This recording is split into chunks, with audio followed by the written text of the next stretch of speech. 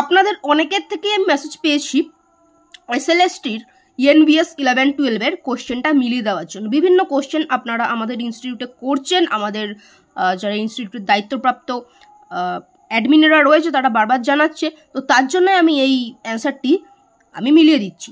ওকে, একদম সম্ভাব্য উত্তরগুলোই মিলিয়ে দিচ্ছি, এরপর বোর্ড থেকে তো উত্তর দেবেই, আপনারা আরেকবার তখন মিলিয়ে নেবেন। যেমন এই কোশ্চেনটি, নিম্নোক্ত কোনটি ওজোন স্তর হ্রাসকারী পদার্থের নিয়ন্ত্রণ সম্পর্কিত? ঠিক আছে, এটা কিন্তু মন্ট্রিল প্রোটোকল হবে, অপশান এ। ঠিক আছে, আর আপনারা মিলানোর পরে একটু জানাবেন যে কে কত পেলেন, কার কত হচ্ছে, তাহলে কিন্তু একটা কাট আপের আইডিয়া করতে ENVS সাবজেক্টে সুবিধা হবে। ঠিক আছে, নিজেরাও আইডিয়া পেয়ে যাবেন। বাস্তুতান্ত্রিক উৎপাদনের নিম্নোক্ত কোন সমীকরণের সঙ্গে যুক্ত? সেটা যে অপশান এ, এইটা। ঠিক আছে, এই যে। আচ্ছা দেখুন, এটা তো সবার জানা কোশ্চেন।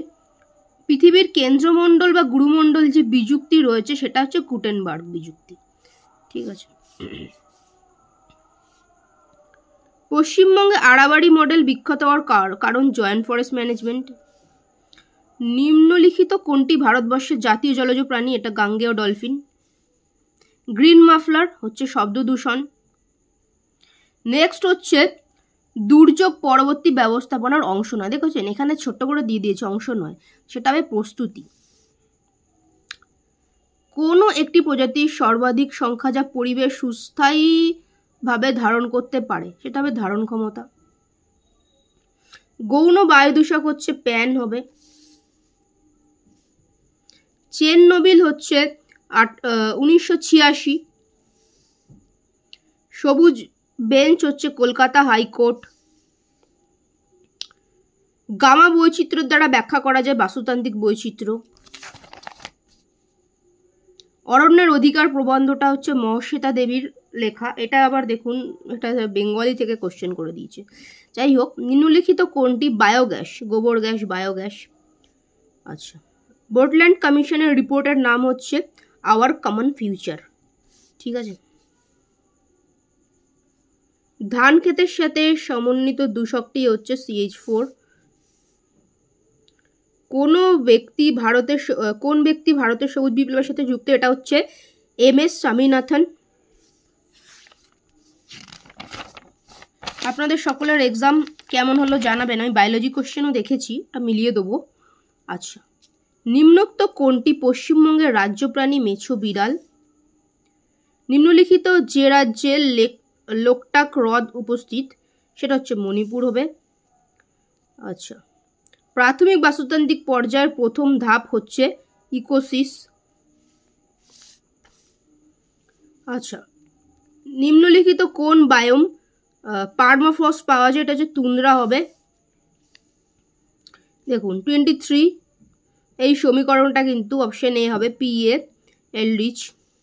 আচ্ছা, মোট জীব ভৌগোলিক অঞ্চলের সংখ্যা 10 হবে।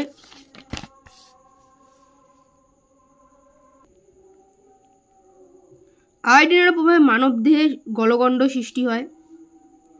দেখুন, ছাদে বৃষ্টির জল সংরক্ষণ করা, এটা কিন্তু ভূগর্ভস্থ জল। আচ্ছা, বাস্তুতান্ত্রিক গোষ্ঠীর মধ্যে বিভিন্ন প্রজাতির পারস্পরিক সম্পর্কের অধ্যয়ন হচ্ছে সিনকোলজি হবে।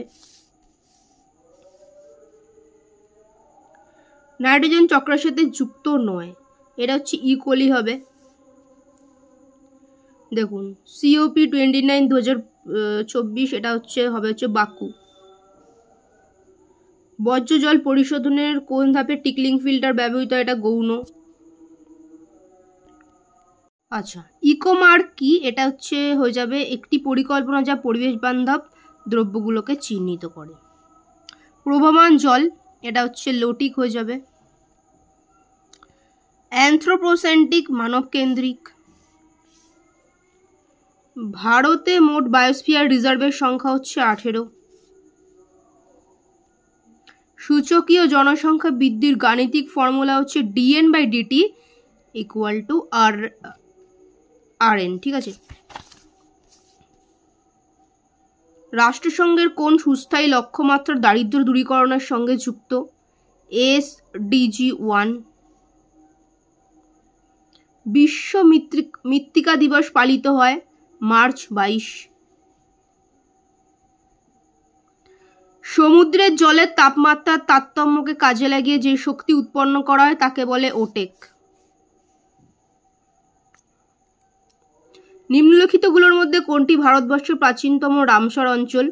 এটা কিন্তু হয়ে যাবে কেওলাদেও জাতীয় উদ্যান। IPCC এটা কিন্তু হয়ে যাবে অপশন এ।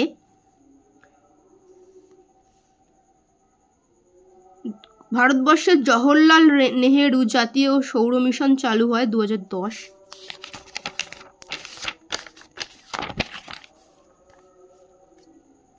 ভারতবর্ষে কোন রাজ্যে সাইলেন্ট ভ্যালি? এটা তো সবাই ঠিক করেছেন আশা করছি, কেরল। নিম্নলিখিত কোনটি ইনসিটু সংরক্ষণের উদাহরণ? অভয়ারণ্য। নিম্নোক্ত কোনটির ইউট্রোফিকেশনের জন্য দায়ী? নাইট্রেট। মৃত্তিকা ক্ষয় রোধ যে উপায় করা হয়? বনায়ন।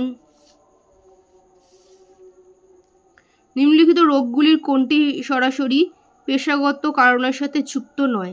এটা হয়ে যাবে এলিফ্যান্টিয়াসিস। ঠিক আছে, এইগুলো সব পেশাগত রোগ বাকিগুলো। আচ্ছা, ক্যাটালাইটিক কনভার্টার এটা হয়ে যাবে বায়ু দূষণ। বাস্তুতান্ত্রিক পদচিহ্ন হয়ে যাবে গ্লোবাল হেক্টর।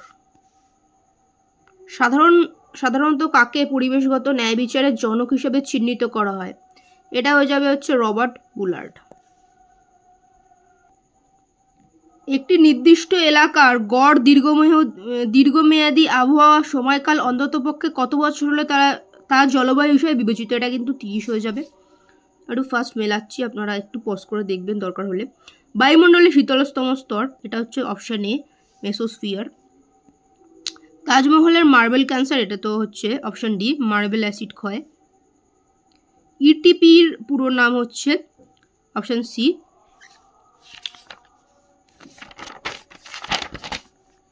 আচ্ছা, কোনটি ফসিল ফুয়েল নয়? এটা হয়ে যাবে অপশন ডি, ইউরেনিয়াম। ওয়াই আকৃতি শক্তি মডেল এটা হচ্ছে ইপি ওডাম হয়ে যাবে। এটা হয়ে যাবে সমুদ্রের জলকে পানীয় জলে, এটা হয়ে যাবে হচ্ছে রিভার্স অসমোসিস। পৃথিবীতে ব্যবহৃত শক্তির বেশিরভাগটাই আসে, এটা তো সূর্য। কোন শক্তি সম্পদটি পুনর্নবীকরণযোগ্য নয়? কয়লা। ঠিক আছে, কততম সংবিধানের সংশোধন আর্টিকেল 48A এবং 51A জি ধারা শুরু হয়েছিল? 42। ঠিক আছে, তো এবার আপনারা জানাবেন যে কার কত হলো যোগ করে। তাহলে সেখান থেকে কিন্তু একটা কাট আপ বুঝতে সবারই সুবিধা হবে। আর কত সিট আছে আপনাদের ইএনভিএসে, ঠিক আছে, সেটা আপনারা কত কার হচ্ছে জানাবেন, আমি কিন্তু কাট অফ সেটা আপনাদের আইডিয়া আমি হচ্ছে বলে দেবো।